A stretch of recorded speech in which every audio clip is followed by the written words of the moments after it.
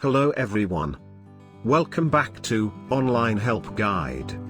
Today, in this video, I will be showing you how to hide offensive comments on Instagram. First, open the Instagram app on your phone. Tap on your profile from the bottom right corner.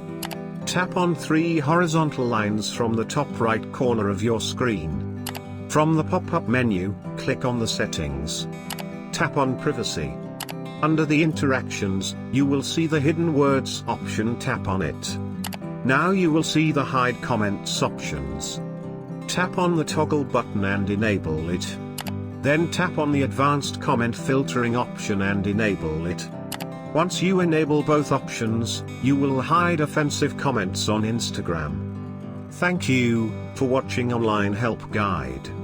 Hope this video was helpful and you're able to hide offensive comments on Instagram. If you like our video, then don't forget to hit the like button on our video and comment down if you have any question or feedback.